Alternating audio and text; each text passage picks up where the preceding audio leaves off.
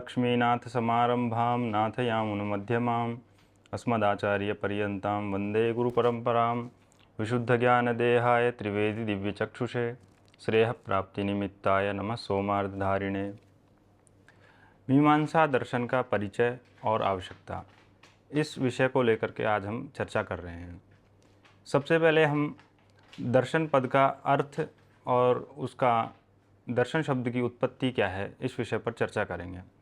दर्शन पद का सामान्य अर्थ यह बताया गया है जिसके द्वारा जीवात्मा, परमात्मा और जगत, इन तीनों पदार्थों का ज्ञान हो, उसे दर्शन शब्द से परिभाषित किया गया है।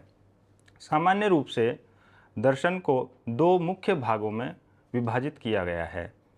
जो वेद को प्रमाण के रूप में स्वीकार करते हैं उसे आस्तिक दर्शन, तथा जो वेद को प्रमाण नहीं मानते हैं उसे नास्तिक दर्शन कहा गया है।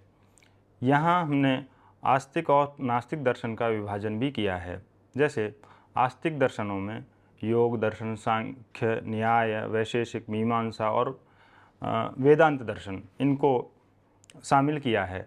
उसके बाद नास्तिक दर्शनों में जैन दर्शन, बौद्ध दर्शन, चार्वाक दर्शन, इन तीनों दर्शनों को नास्तिक दर्शन की संज्ञा दी गई है। इसके बाद हम आते हैं मीमांसा का शब्दार्थ क्या है। मीमांसा पद का अर्थ पूजित विचार है। इस शब्द की उत्पत्ति मान पूजायाम, इस संस्कृत धातु से, पूजार्थक मान धातु से जिज्ञासार्थक सन प्रत्यय करने से मीमांसा शब्द की निष्पत्ति हुई है। जिज्ञासा किसी पुरुष विशेष के द्वारा नहीं की जा सकती है, बल्कि वह स्वयं होती है। अतः यहाँ पर विचार करने के लिए इस प्रकार की लक्षणा यहाँ पर स्वीकार की जाती है, अर्थात विचार किया जाता है। वेद ही धर्म में प्रमाण माना गया है। धर्म और अधर्म के विचार के लिए उन वेद वाक्यों का विचार किया जाने से मीमांसा का पूजितार्थ संभव है। मीमांसा मान धातु सन प्रत्यय, मान धातु का अर्थ पूजित विचार है तथा सन प्रत्यय जिज्ञासा के अर्थ में है। जिज्ञासा का लक्षणा करके विचारार्थ किया जाता है। इस प्रकार से पूजितार्थ संभव है। अब हम विचार करेंगे मीमांसा का उदय कैसे हुआ, उत्पत्ति कैसे हुई। इस चराचर जगत में केवल मानव मात्र ही मनन प्रधान प्राणी है। चिंतन मनन शक्ति ही मानव को पशु भाव से अलग करती है। इतिहास से ज्ञात होता है कि विवेक शून्य मानव उस आदिकाल में पशु प्रकारों में से एक था। जैसे जैसे विवेक एवं बुद्धि का उदय हुआ, वैसे वैसे मानव विकास के मार्ग पर उत्कृष्टता को प्राप्त होता गया। इसलिए विचार आरंभ ही मानवता का आरंभ काल माना गया है। विचार विमर्श का इतिहास ही मानवता का इतिहास माना जा सकता है। यह विचार ही सहस्त्र संवत्सरों की अनुभूति से परिपक्व होकर दृढ़ता के स्वरूप को प्राप्त करता है तो आचार के रूप में परिणमित होता है, जिसको भारतीय परंपरा में प्रथम कर्तव्य के रूप में स्वीकार किया गया है। विचार की सत्य समन्वित कोटि आगम क्षेत्र में मीमांसा शब्द से प्रसिद्ध है। इस विचार प्रामुख्य को लेकर विहित अन्वेषण में विचार शास्त्र की प्रवृत्ति में महर्षि जैमिनी से कई वर्ष पूर्व मीमांसा का उदय माना जाता है। ऋग्वेद का अंतिम समय तथा यजुर्वेद का प्रारंभ काल विचार शास्त्र का आरंभ काल माना गया है। ब्राह्मण भाग में अनेक स्थानों पर विचार शास्त्र की यह प्रणाली मीमांसा नाम से प्रख्यात है। विख्यात विचार तत्वज्ञ A.B. कीथ महोदय का कर्म मीमांसा नामक ग्रंथ में यह उद्बोधन है। Not really in the Brahmanas, specially the latter text like the Kaushitaki, the term Mimamsa ऑस्कर्स। मैत्रायणीय तथा तैतरीय शाखा में अनेक स्थानों पर विचार शास्त्र के प्रमाण उपलब्ध हैं। विचार रूपी इस धारावाहिक का विकसित एवं निमित्त स्वरूप ही मीमांसा है, जिसका ऐतिहासिक उदय ब्राह्मण भाग से माना है। इसलिए मीमांसा का उदय काल ब्राह्मण ग्रंथों को लेकर ही माना गया है। मीमांसा शास्त्र की प्राचीनता के विषय में प्रवचन परंपरा के बारे में न्याय रत्नाकर ग्रंथ में उल्लेख मिलता है। यह उल्लेख इस प्रकार से है। ब्रह्मा प्रजापते मीमांसां प्रोवाच सोऽपि इंद्राय सोऽपि आदित्याय स च वसिष्ठाय सोऽपि पराशराय पराशरः कृष्णद्वैपायनाय सोऽपि जैमिनये इति। अर्थात ब्रह्मा से लेकर जैमिनी पर्यंत तथा अद्यावधि पर्यंत मीमांसा शास्त्र की परंपरा निरंतर चली आ रही है। अतः दर्शनों की भांति मीमांसा परंपरा में सूत्रकार जैमिनी ऋषि तथा भाष्यकार सबर स्वामी तथा वार्तिककार कुमारिल भट्ट हैं। अब हम विचार करते हैं मीमांसा का प्रयोजन क्या है। इस पर विचार करते हुए वैदिक ग्रंथों में पुरुष प्रवृत्ति की सिद्धि के लिए वेद वाक्यों की व्याख्या की आवश्यकता हुई, जिससे लोगों में भ्रम की स्थिति पैदा न हो। इसलिए वेद के पूर्व भाग अर्थात कर्मकांड के अर्थ चर्चा हेतु पूर्व मीमांसा की प्रवृत्ति हुई है। मीमांसा में धर्म विचार अनुष्ठान हेतु तथा अधर्म विचार त्याग करने हेतु चर्चा हुई है। जैसा कहा गया है, धर्माख्यम विषयम वक्तुम मीमांसायाः प्रयोजनम। यद्यपि न्याय और मीमांसा शास्त्र दर्शन होने के कारण पुरुषार्थ चतुष्टय के उपयोगी शास्त्र के रूप में पूर्ण प्रतिष्ठित हैं, तथापि शास्त्रांतर के परिज्ञान हेतु प्रक्रिया शास्त्र के रूप में इन दोनों शास्त्रों का महत्व अवश्य मान्य है। यही कारण रहा होगा कि याज्ञवल्क्य ने 14 विद्याओं में न्याय और मीमांसा शास्त्र को महत्वपूर्ण स्थान दिया है।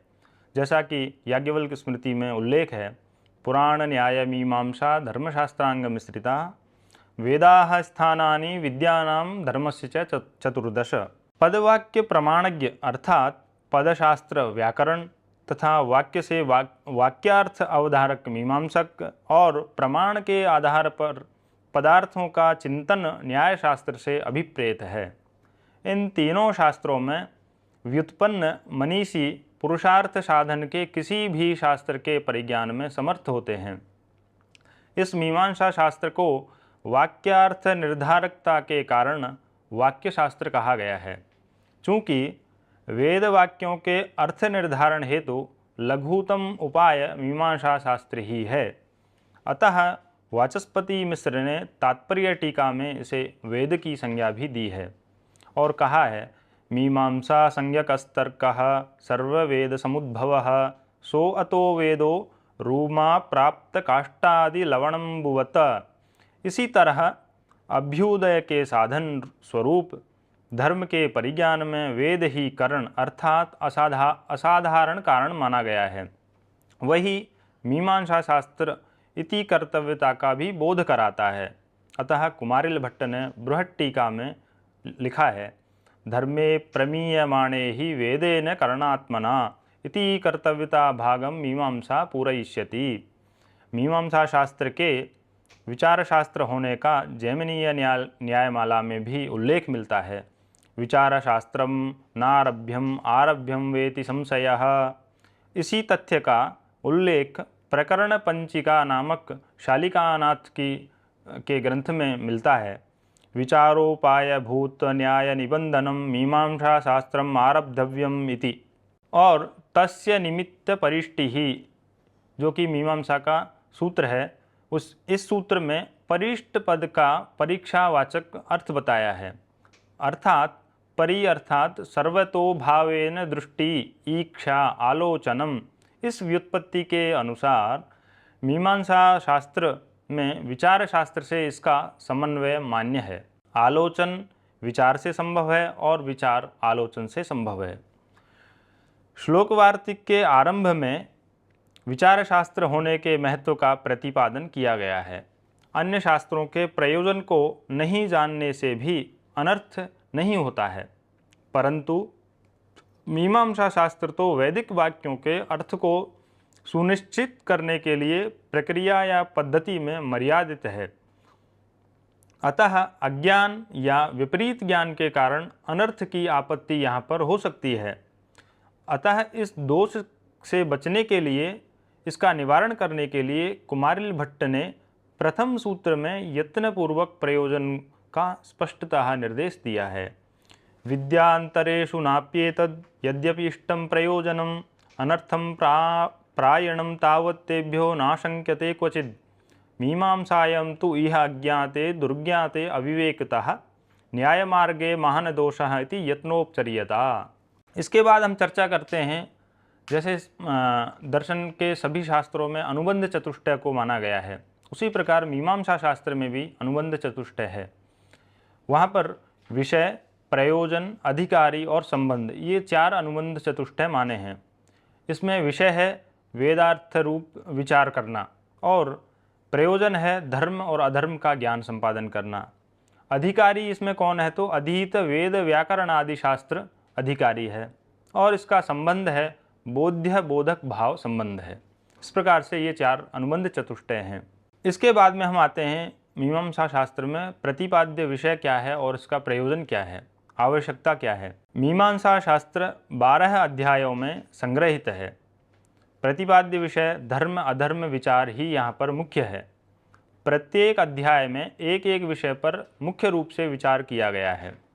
अध्याय क्रम से प्रमाण विचार, भावना भेद विचार, शेषत्व विचार, प्रयुक्ति विचार, क्रम विचार, अधिकार विचार, सामान्यतिदेश विचार, विशेषातिदेश विचार, ऊह विचार, बाध विचार, तंत्र विचार एवं प्रसंग विचार पर विचार किया गया है। प्रत्येक अध्याय में पाद हैं और प्रत्येक पाद एक एक अधिकरणों में विभक्त है, जिनकी संख्या निम्न प्रकार से है। प्रथम अध्याय में कुल 4 पाद हैं और 34 अधिकरण हैं।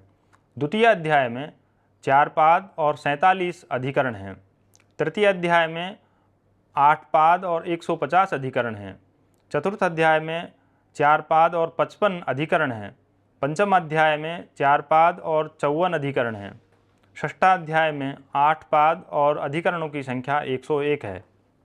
इसी प्रकार सप्तम अध्याय में पादों की संख्या 4 है, अधिकरणों की संख्या 21 है। अष्टम अध्याय में 4 पाद और 24 अधिकरण हैं। नवम अध्याय में 4 पाद 64 अधिकरण हैं। दसम अध्याय में 8 पाद और 168 अधिकरणों की संख्या है। एकादश अध्याय में 4 पाद और 59 अधिकरण हैं। उसी प्रकार द्वादश अध्याय में 4 पाद और 66 अधिकरण हैं। वस्तुतः यह मीमांसा शास्त्र 16 अध्यायों में पूर्व मीमांसा के एक सूत्र के रूप में उपलब्ध है। इसमें अंतिम 4 अध्याय संकर्षण कांड के नाम से प्रसिद्ध हैं। पूर्व में अविचारित अधिकरणों में वेद के अनिर्णित विषयों का विचार इस संकर्षण कांड में हुआ है।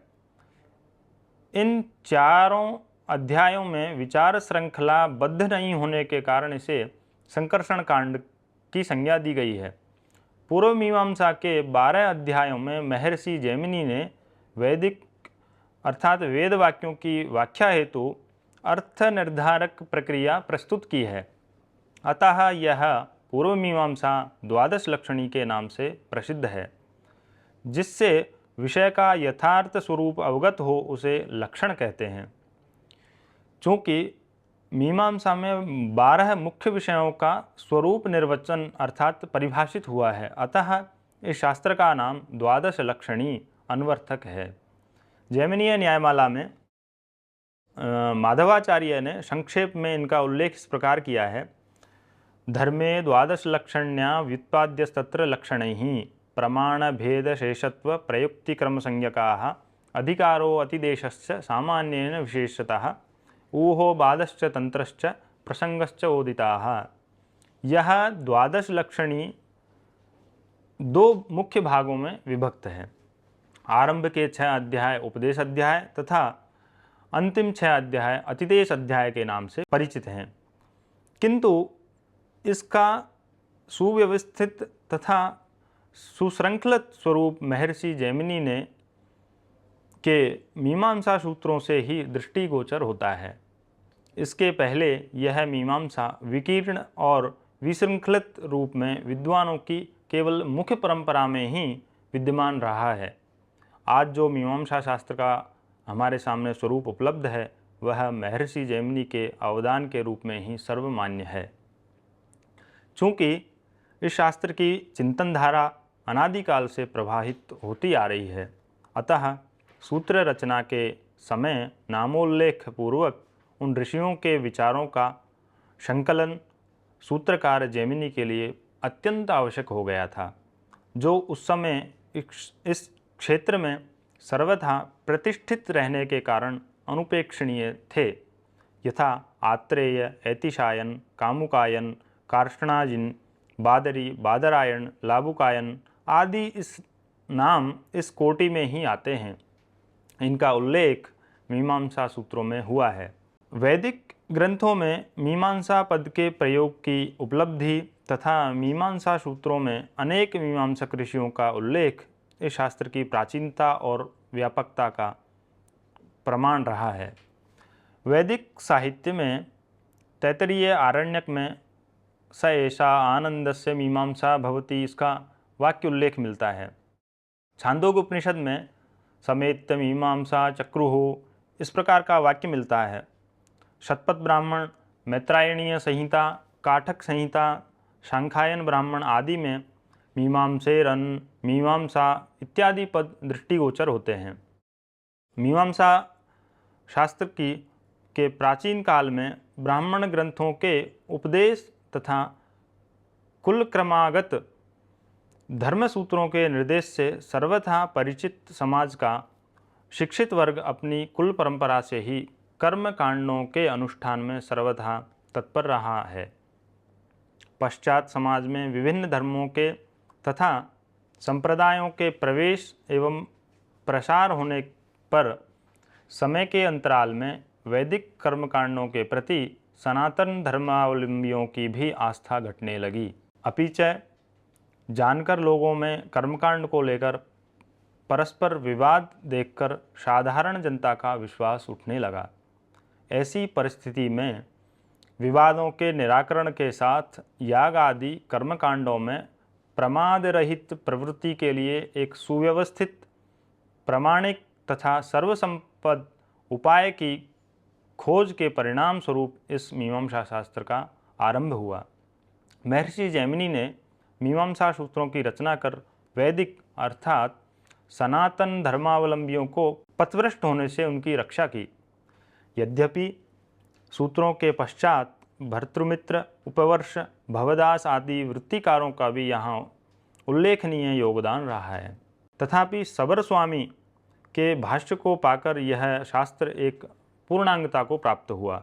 अवधेय है कि वृत्तिकार उपवर्ष का उल्लेख सवर भाष्य में आदर के साथ लिया जाता है। अतः प्रतीत होता है कि सूत्र की रचना ख्रीष्टपूर्व 5वीं शतक में हुई होगी। उस समय के मगधराज नंद के सचिव उपवर्ष ने उन सूत्रों पर वृत्ति लिखी होगी। उसके बहुत बाद सावर भाष्य का प्रणयन हुआ होगा। सावर भाष्य के बाद भी परवर्ती आचार्यों के पारस्परिक चिंतन भेद ने इस मीमांसा शास्त्र को 3 प्रमुख संप्रदायों में विभक्त कर दिया है। कुमारिल भट्ट, प्रभाकर मिश्र तथा मुरारी मिश्र क्रमशः एक एक संप्रदाय के प्रवर्तक आचार्य के रूप में प्रतिष्ठित एवं प्रसिद्ध हुए। इससे इस शास्त्र की जीवंतता, निरंतरता प्रमाणित होती है। अधिक मीमांसकों ने कुमारिल भट्ट का अनुगमन किया, अतएव इस संप्रदाय की ग्रंथ राशि प्रचुर मात्रा में आज हम लोगों के समक्ष विद्वान है। मंडन मिश्र, उम्बेक, वाचस्पति मिश्र, सुचरित मिश्र, पार्थसारथी मिश्र, परितोष मिश्र, भट्ट सोमेश्वर, भवदेव तथा खंडदेव आदि मीमांसा के आचार्य भट्ट संप्रदाय के संपोषक रहे हैं। इसलिए व्यवहारे भट्टनयः यह वचन प्रसिद्ध है। दूसरे संप्रदाय के प्रवर्तक प्रभाकर मिश्र भट्ट कुमारिल से प्राचीन नहीं माने जाते हैं, अतः समसामयिक मानना ही संगत रहा है। इनका अनुसरण वग देश में अधिक हुआ। यहाँ किंवदंती ही साक्ष्य है। किसी एक की कृति में अपर की कृति का खंडन या मंडन नहीं देखा जाता है। पूज्यपाठ डॉक्टर सर गंगानाथ झा की दृष्टि में प्रभाकर मिश्र सबर के विचार के अधिक निकट तथा अनुगामी हैं। इनकी व्याख्या सरल होती है। इनके अनुगामियों की संख्या यद्यपि अधिक नहीं है, तथापि इस संप्रदाय के संरक्षण में बद्ध परिकर हैं। ग्रंथ लेखन के साथ अध्ययन, तथा अध्यापन के माध्यम से इन दोनों ही संप्रदायों की श्रीवृद्धि समृद्धि अनवरत होती रही है। मुरारी मिश्र का तीसरा संप्रदाय अपने समय में इतना अधिक प्रसिद्ध एवं प्रतिष्ठित हुआ है कि मुरारेस तृतीय पंथाः ये सूक्ति ही प्रसिद्ध हो गई है। किंतु खेद के साथ निवेदनीय है कि जिस किसी भी कारण इस संप्रदाय का विकास अवरुद्ध हो गया है, इसकी अग्रगति नहीं हो पाई है, इस संप्रदाय का एकमात्र ग्रंथ त्रिपादी नीति नयन उपलब्ध है। पश्चात यह संप्रदाय अध्ययन अध्यापन में नहीं रह पाया, अतः इसके अधिक अनुगामी नहीं हो पाए। परतः प्रामाण्य के स्थान में प्रसंग में प्रतिपक्षी नैयायिकों ने इनके मत का बहुत ज़्यादा खंडन किया है। इससे प्रतीत होता है कि एक समय में इनके सिद्धांत अवश्य ही लब्ध प्रतिष्ठित रहे होंगे। मीमांसा की व्याख्या प्रक्रिया अधिकरण प्रणाली से चलती है। अधिकरण विचार्य विषय के 5 अंग के रूप में मान्य है। विचार्य विषय संदेह, पूर्व पक्ष, उत्तर पक्ष तथा संगति। जैसा कि कहा है, विषयो विषयश्चैव पूर्व पक्षस् तथोत्तरम संगतिश्चेति पंचांगम शास्त्रे अधिकरणम स्मृतम। यह अधिकरण बहुत स्थानों में न्याय शब्द से अभिहित होता है। नीयते, प्राप्यते, विवक्षितार्थ सिद्धर अनेनिति न्यायः। इस व्युत्पत्ति के अनुसार न्याय शब्द अधिकरण का भी वाचक होता है। इसी दृष्टि से न्याय प्रकाश, न्याय रत्नाकर, न्याय कणिका आदि ग्रंथ तथा विश्वजिन्याय आदि अधिकरण न्याय शब्द से अभिहित हुए हैं। मीमांसा अनुमत न्याय वाक्यार्थ का निर्धारक होता है। अधिकरण प्रणाली रूप यह उपाय अपनी स्वतंत्र गति का अवलंबन कर चलता रहा है। उभयत्र अवयवों की संख्या में साम्य होने पर भी दोनों के अवयवों में स्वरूपगत भेद स्पष्ट है। यहाँ एक बात और अवधेय है। वेदाध्ययन के समाप्त होने पर समावर्तन कर्म संपन्न कर लेने के बाद स्नातक के लिए 2 मार्ग खुले रहते हैं। स्नातक या तो विवाह आदि करके गार्हस्थ धर्म का परिपालन करे या धर्म ज्ञान के लिए गुरुकुल में रहकर वेदार्थ का अनुसंधान, आलोचन तथा विश्लेषण हेतु अपने को समर्पित करे। अब यह स्नातक की इच्छा है कि किस मार्ग का अवलंबन कर वह आगे बढ़े। यह बात बृहति टीका में कही गई है। अधीत वेदे द्वयम इदम आपतति गुरुकुलाच्च समावर्तितव्यम वेदवाक्यानि च विचारयितव्यानि। तत्र गुरुकुलनाम्ना समावर्तिष्ठ कथम नु वेदवाक्यानि विचारयेत् इत्येवम् अर्थो अयम उपदेशः।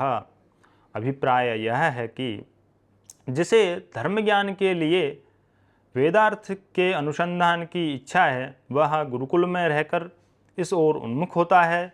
मीमांसा शास्त्र उसके उपकार हेतु सदा प्रस्तुत रहता है। श्लोक वार्तिक स्पष्ट कहता है कि धर्म के प्रतिपादन हेतु ही इस मीमांसा शास्त्र की रचना हुई है। धर्माख्यम विषयम वक्तुम मीमांसायाः प्रयोजनम। वेद के अध्ययन के बिना उचित एवं अनुचित कर्तव्यों का बोध संभव नहीं है। अतः प्रत्येक बुद्धिमान तथा उत्तरदायी व्यक्ति के लिए वेद का विधिवत अध्ययन और उसका अर्थ ज्ञान आवश्यक है, जो मीमांसा की प्रक्रिया से ही संभव है। यद्यपि वेदाध्ययन का अधिकार केवल द्विज में ही मर्यादित है, महिला तथा शूद्र के लिए यह प्रतिबंध है। न स्त्री शूद्रो वेदम अधीयताम ऐसा वचन उपलब्ध है। तथापि पति के साथ महिलाओं का भी अग्निसाध्य तथा विद्यासाध्य याग आदि कर्मों में अधिकार दिया गया है। पाणिग्रहणात् तु सहत्वं कर्मसु तथा पुण्य फलेषु धर्मे चार्थे च कामे च नातिचरितव्या त्वया। महर्षि सबर का यह वचन ही यहाँ प्रमाण है। कुछ कर्म ऐसे हैं जो केवल पुरुष द्वारा अनुष्ठित होते हैं, यथा संध्या वंदन आदि नित्य कर्म। कुछ ऐसे कर्म होते हैं जो केवल महिलाओं का ही अधिकार है, यथा सावित्री व्रत आदि। कुछ कर्म ऐसे हैं जिसमें दंपत्ति का ही अधिकार है, केवल पुरुष का नहीं, यथा अश्वमेघ आदि यज्ञ। इसी तरह वर्षासु रथकारो अग्निना दधीत तथा एतया निषादस्थ पतिम याजयेत आदि वाक्यों के आधार पर शूद्र जातीय रथकार तथा निषाद को भी याग आदि का अधिकार सिद्ध होता है। अतः स्त्री एवं शूद्र का भी अधिकार यहाँ मान्य है। इसके बाद अब स्वाभाविक जिज्ञासा होती है कि जिस धर्म ज्ञान के लिए वेदार्थ का आलोचन अनुसंधान आवश्यक कहा गया है वह धर्म क्या है, उसको जानने का उपाय क्या है, उसका संपादन कैसे किया जा सकता है, इसके संपादन में उचित साधन क्या है तथा इसका प्रयोजन क्या है। इसके समाधान में द्वादश लक्षणी मीमांसा शास्त्र का प्रतिपाद्य विधि के अर्थ, स्वरूप, प्रकार, अंगांगी भाव, क्रम तथा अधिकार आदि के साथ प्रामाण्य आदि का पर्यालोचन रूप उपदेश षटक तथा अतिदेश सामान्य, अतिदेश विशेष, वह बाद तंत्र प्रसंग रूप अतिदेश षटक का यथास्थान उपयोग होता है। वस्तुतः मीमांसा शास्त्र में धर्म का अर्थ कर्तव्य होता है, यथा विभव उसका निर्वाह ही धर्म है।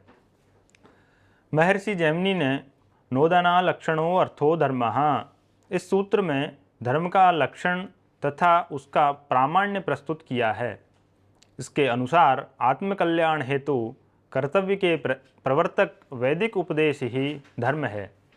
भाष्यकार सवर ने क्रिया के प्रवर्तक वचन को नोदना कहा है। मुझे इस कार्य में प्रवृत्त होना चाहिए। यह ज्ञान जिस वैदिक शब्द से होता है वही नोदना पदार्थ है। फलतः अभीप्सित फल की प्राप्ति हेतु प्रवर्तक वैदिक उपदेश ही धर्म का स्वरूप है। यहाँ व्यापक अर्थ में कर्तव्य ही धर्म के रूप में स्वीकृत है। नोदना विधिवचनम लक्षण स्वरूप यस्य तादृशः अर्थः अभ्युदयनी निश्रेयस्रूपयोः इष्टयोः साक्षात् फलद्वारा वा साधनम् एतावता एव अनर्थस्य प्रत्यावायस्य साक्षात् परंपरया वा साधनस्य संबंधराहित्यमपि परिज्ञात भवति इति धर्मपदवाच्यतां लभते इति सूत्रस्य सरलार्थः। इस व्युत्पत्ति के अनुसार धर्म का लक्षण होता है कि जो कर्तव्य विधि वाक्य से ज्ञात हो, साक्षात या फल के द्वारा इष्ट का साधन हो और अनिष्ट के साधन से सर्वथा असंबद्ध हो, वही धर्म है।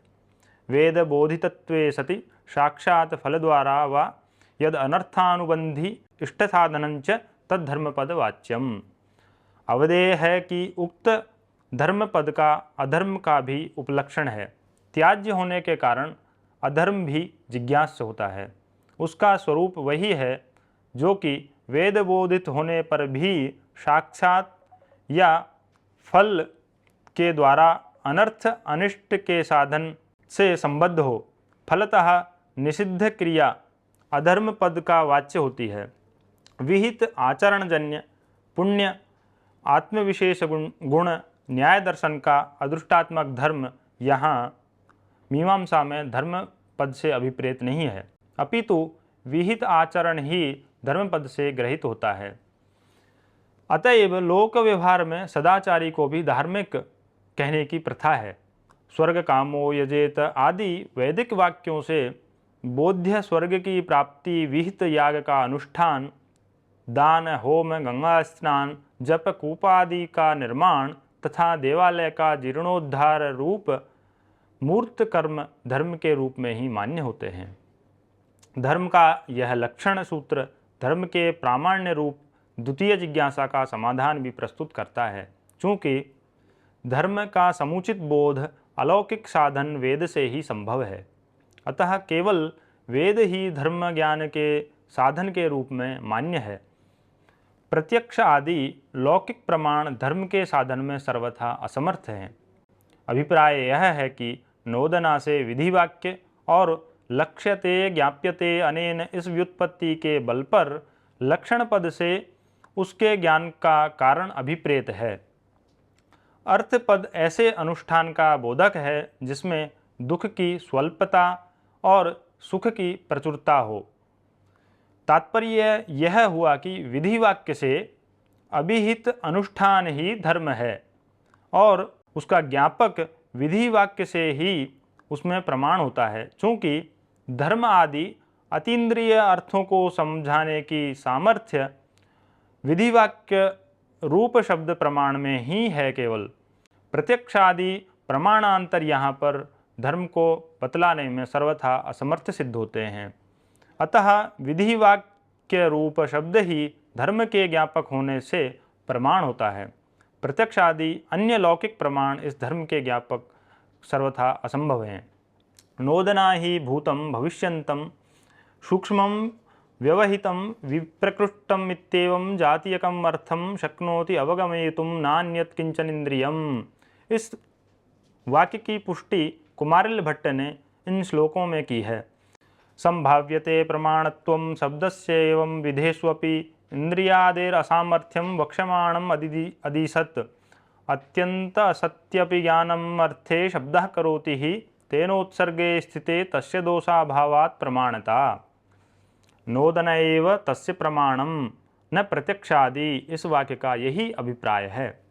यहाँ एवाकार अन्य योग का व्यवच्छेदक है। अतः एवकार विधि वाक्य से भिन्न प्रत्यक्षादि प्रमाणों का व्यावर्तक होता है। नोदना तत्र प्रमाणमेव न अप्रमाणम, इस वाक्य में एवकार अयोग का व्यवच्छेदक है। अतः सिद्ध होता है कि धर्म का ज्ञापक विधि वाक्य अवश्य प्रमाण होता है, वह अप्रमाण कभी नहीं हो सकता है।